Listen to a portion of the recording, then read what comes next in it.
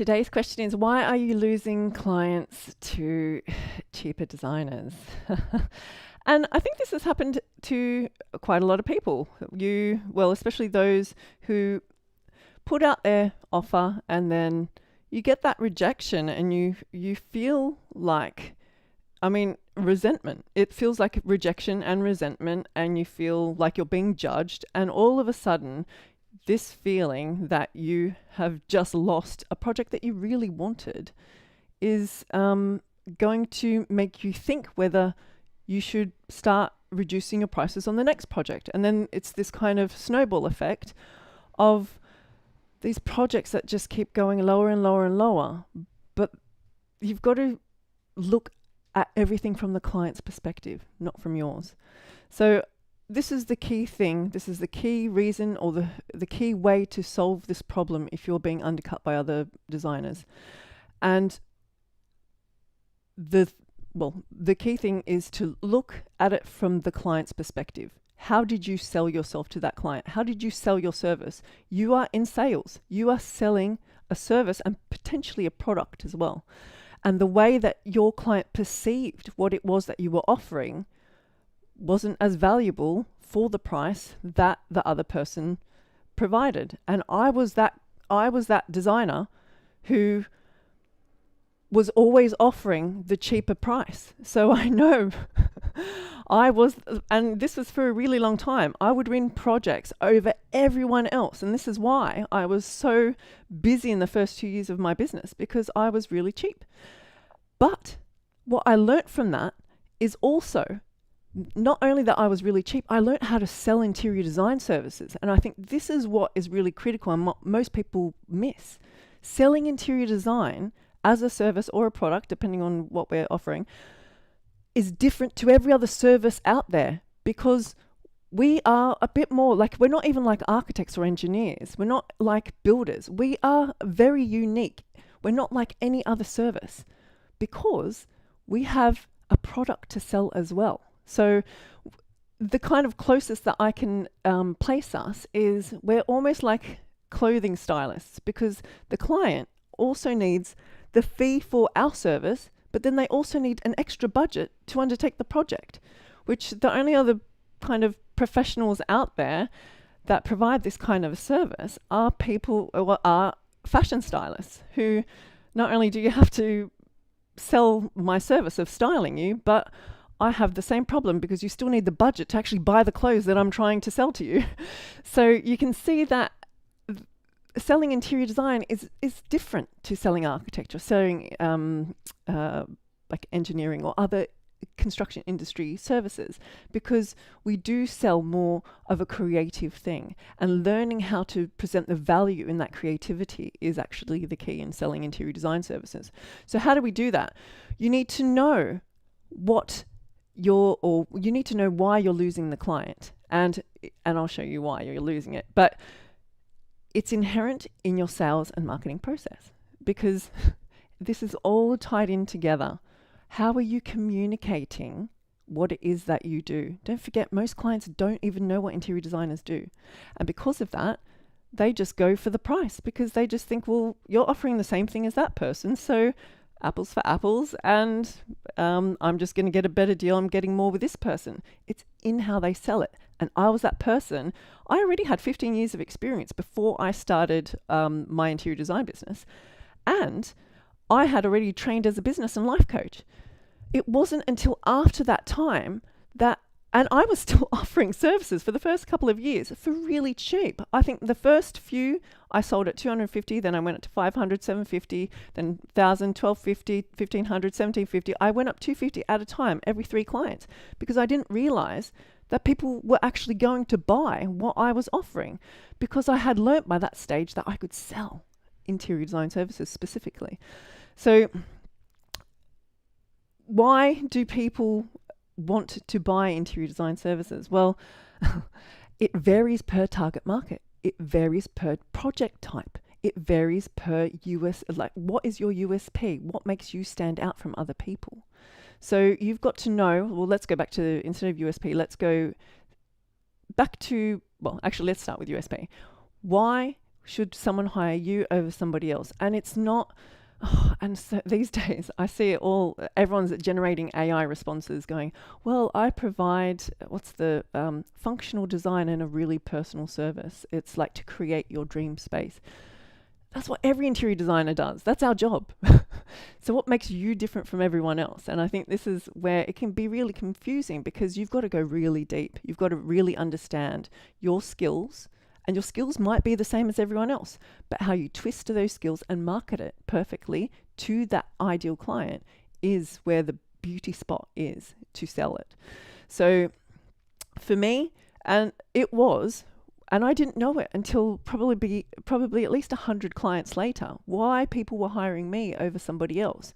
And for me, I had my own niche, and I didn't even notice until later that I was analyzing it when I started mentoring. So my niche was that I had not only interior design skills, but I had architectural skills. And at the time, obviously the industry is changing now, but at the time, they were very separate professions. And so for me, I was like, well, you're getting 2 for 1. And that's how I would sell it. And they saw that as a huge value. And that was the way I sold myself, because I had 2 very separate skills that were very useful together for my type of client that I was attracting. So USP is the first piece of the puzzle. Secondly, what problem? Well, let's go to the client type. Client type is next, because everyone thinks that they're selling to everyone. And I know, like, you've probably heard this before, and you think, well, I'm niching down too much and I'm not going to have... Yes, you could potentially be niching down too much if you don't know what you're offering, or if you don't realize that your niche is too small. But you still need a niche, because you need to know how to get in front of these people. And without a niche, you will not know how to market to them. So finding your people is really the key. And what someone who's a first-time house buyer wants and needs from an interior designer is very different to somebody who's downsizing. They have very different needs, very different wants. So you see how the niche is important. And even though you've got the skills, like I did, for clients who needed wheelchair access, as well as people who just wanted some interior styling, I had both of those skills. But the reason why I chose interiors and architecture to have my focus on, well, not that I knew it at the time, but what was helping me sell was because I was attracting specifically the people who needed both. So they were doing large renovations. They were doing a project that either required planning, building regulations, interiors, and furniture, and styling at the end. They needed the full shebang. So full service interior design and architectural services. So I got big projects, and these were fantastic clients. So they were also the perfect clients and jobs for me, because I had the skills that I wanted to work on those kinds of projects. So finding your niche is really critical. Obviously, we have a blog post on our website and a YouTube video, I think, from about how to find your interior design niche. So search that up. What next? Once you know your ideal client well enough, so you really understand who they are, what they want, and kind of where you're going to find them so that you can market to them, what problem are you actually solving for them? Because most of the time they don't know. And I think this is really something for them to understand, or something for you as the designer to understand, is the problem that you're actually solving for these people is what is going to be the trigger for them to purchase. After that, it comes down to actually communicating the offer and making that irresistible. So tying that into the services. So creating services that are based on your USP, what the client actually wants, so your niche and target market, and then offering that in a way that is irresistible. So solving a problem that they didn't even realize that you had all the answers to. And the key also that most people miss is actually the process, because interior design requires a bit of a longer process of onboarding, a little bit of a bit of more of a nurturing sequence. An interior designer provides an extremely personal service, and this gets missed a lot. This is unlike any other service provider, perhaps, unless, you know, again, I think it's this interior, like the fashion stylist, which I actually obviously need, but the personal kind of depth we get into with a client is beyond what we get into in architecture. It's beyond what you get into in some business coaching. It is so personal, and people need to trust you. So that nurturing sequence of actually becoming the person that somebody trusts enough to not only hand over their money, but there must be no other option but working with you, because they know that you're going to understand them. So people like people who are like them. So if you are, and if you don't know an ideal client yet, usually the easiest ideal client that you can focus on is you, probably about 5 years ago, or you a few years ago. Think of you because you know that person so well. You've just been through that. And then all of a sudden, you're now really connecting with that person who is now in the position that you were. And you know how to solve all of those problems. So sell it in a way that helps them understand the value that you're giving. And then obviously that now connects into the process of providing interior design services and how you sell interior design services as you're onboarding. So the systems you have in place, right? So is it, how are you going to do a discovery call? Obviously we have a blog post and a video about, do interior designers need discovery calls? Is that part of your process? Does it need to be? Is it too much? Is it exactly what your client needs? You need to know these things. So how are you marketing yourself? Are you just posting randomly to Instagram, or is there some sort of a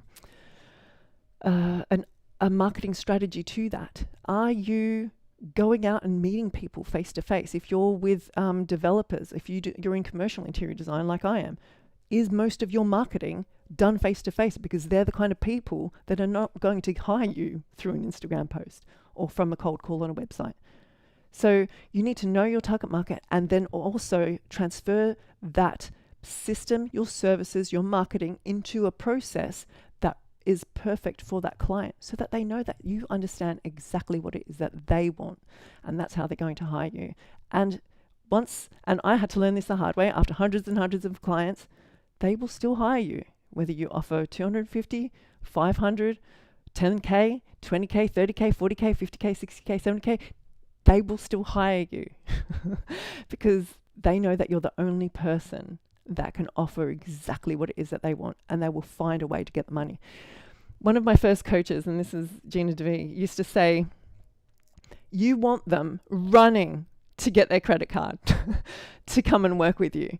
And think back to the last time, maybe because we've just had Black Friday sales, maybe it was this weekend. You were just like, I didn't even know I needed this, but I want it now. And so you run and get your credit card. You're like, this sale is only for like this part. So it's, well, talking about sales, that was the last video, but make them want what it is that you're offering. So make it irresistible to them, and know that selling cheap versus selling luxury are two different approaches. So also, if you are, sometimes cheap is a market. And I'm not saying, because I actually sold eDesign for 3 years, and that was what made me hundreds and hundreds and hundreds and thousands of pounds, because I had never made so much money in my life before, and I was selling cheap services. So you can make money on cheap services, but they're a different way to sell, and a different product to sell, and a different service to sell than selling luxury services. So you need to know the two. And if you're still being undercut by other